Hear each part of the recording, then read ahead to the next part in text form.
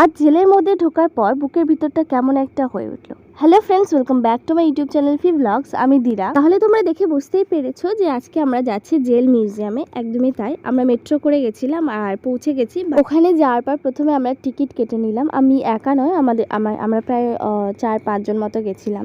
তো তারপর টিকিট কাটার পর আমরা ভিতরে ঢুকলাম। ভিতরে অ্যাম্বিয়েন্সটা মানে ভিতরের পরিবেশটা এত সুন্দর ছিল, মানে জেল যে এরকম মনে হচ্ছিল না। যাই হোক, খুব সুন্দরভাবে সাজানো ছিল। তাহলে প্রথমে আমরা চলে গেলাম ম্যাপে, কারণ কোন কোন জিনিসগুলো দেখার আছে আগে সেই অনুযায়ী দেখে নিলাম।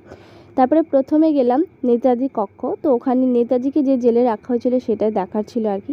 প্রথমে গেলাম যে জেলটাতে ফাঁকা দেখলাম, কিন্তু ফাঁকা দেখেও কেমন একটা লাগছিল। যাই হোক, তারপরে আমরা উপরে গেলাম, নিচে তেমন কিছু ছিল না। উপরে যাওয়ার পরে দেখলাম প্রথম কক্ষটাতেই নেতাজি রয়েছেন, মানে নেতাজির একটা শোপিস করে রাখা আর কি, এখানেই ছিলেন উনি। যাই হোক, দেখে কেমন একটা হচ্ছিল মনের ভিতরটা। যাই হোক, তারপর আমরা কি করলাম, নেতাজির সামনে আমি একটা ছবি তুললাম, কারণ নেতাজিকে পার্সোনালি আমার অনেক বেশি ভালো লাগে। তারপর এখান থেকে বেরিয়ে গেলাম আশপাশটা একটু ঘুরে। এখান থেকে বেরিয়ে গেছিলাম আমরা ফাঁসির মঞ্চ, মানে যেখানে ফাঁসি দেওয়া হতো আর কি। ওখানে যাওয়ার পর চারিদিকটা কেমন শুনশান মনে হচ্ছিল, বেশ একটা অন্যরকম ফিলিংস হচ্ছিল। তোমরা যদি কোনো দিন যাও, তোমাদের কেমন ফিলিংস বা অনুভূতি হয় আমাকে অবশ্যই কমেন্ট করে জানাবে। তোমরা যদি কোনো দিন গিয়ে থাকো সেটাও আমাকে অবশ্যই জানিও।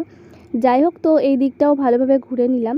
আর এই যে বোর্ডটা রয়েছে এখানে দেওয়া রয়েছে যে কাকে কত সালে মানে আর কি ফাঁসি দেওয়া হয়েছে। যাই হোক, এটা ছিলেন দীনেশ গুপ্তা। তো ওনাকে এখানে রাখা হয়েছিল, সেটা দেখানো হয়েছে আর কি একটা শোপিস করে।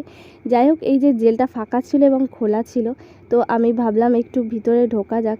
তো ভিতরে ঢোকার পরে খুব মানে কেমন একটা যে হচ্ছিল যে এইটুকু জায়গার মধ্যে তাও আবার দুজন থাকার মতো একটা করে দিয়েছে আর কি, যাতে দুজন থাকতে পারি। তো যাই হোক, এখানে ওনারা থাকতেন না, জানি না যে কেমন কি যে বলবো তোমাদেরকে। যাই হোক, তারপরে আমরা যাচ্ছিলাম একটু ঘুরে ঘুরে, এখানে কিছুটা ছবি তুলেছি। ছবি তোলার পরে এখানে আমরা চলে এসেছি হচ্ছে নেহেরু কক্ষ। নেহেরু কক্ষতে এখানে মোট 4-5টা মতো ছিল, বেশি ছিল না। তো জওহরলাল নেহেরু যেখানে ছিলেন ওখানেও একটা শোপিস মতো ওনার করে রেখেছেন। আর এখানে ইন্দিরা গান্ধী যেখানে ওয়েট করতেন ওনার সাথে দেখা করার জন্য, সেই জন্য এখানে ওনারও একটা শোপিস মতো করে রেখেছে, দেখে বেশ ভালো লাগছিল। যেহেতু আমরা ম্যাপটা ভালোভাবে দেখে নিয়েছিলাম, তো পর ঘুরছিলাম আর কি। আর এবারে যাচ্ছি টাওয়ারে, যে এখানে একটা মডেল করা রয়েছে যে কোন জায়গায় কীরকমভাবে পুরো এই জেল মিউজিয়ামটা সাজানো আর কি। এই যে তোমরা দেখে বুঝতেই পারছো, আলাদা করে বলার কিছু নেই। অবশ্যই কিন্তু কমেন্ট করে জানাবে ভিডিওটা কেমন লেগেছে তোমাদের।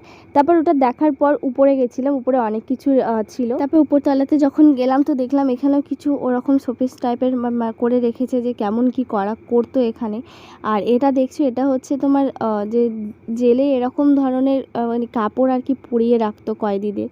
তো দেখে কাপড়টা না মানে কেমন একটা দেখাচ্ছিল যে এরকম মানে মানে অবস্থাতে রাখা হতো আর কি।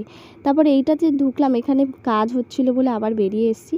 তারপর এখানে এলাম, মানে পাশে যেখানে আর কি এখানে রাখা ছিল, সেই সময় ব্যবহার করা হয়েছিল বিভিন্ন যুদ্ধে টুদ্ধে। আর সেই বোম টোমগুলো কিংবা ওই গান পিস্তল এইগুলো সব রাখা ছিল, কিংবা তলোয়ার এগুলো সব রাখা ছিল, বেশ অন্যরকম লাগছিল। আর পাশে লেখা ছিল এগুলো কিসের জন্য কখন ব্যবহার করার জন্য হয়েছে আর কি। এটা আমি একটু তোমাদেরকে দেখিয়ে দিলাম।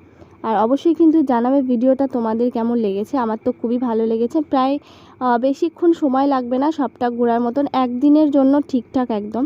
খুবই ভালো লাগে ভিতরে গেলে, আর একটা অন্যরকম ফিলিংস হয় যে এখানেই আমাদের দেশের যারা মানে বিদ্রোহ করেছে, যারা দেশের জন্য লড়েছে, তারা এইখানেই তাদেরকেও এইখানে আসতে হয়েছে।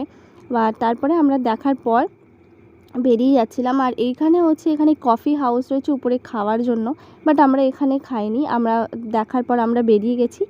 আর বেরিয়ে গিয়ে আমাদের খাওয়ার ছিল একটু অনেক মানে ভারী কিছু খাওয়ার ছিল, তাই জন্য আমরা বেরিয়ে গেছি।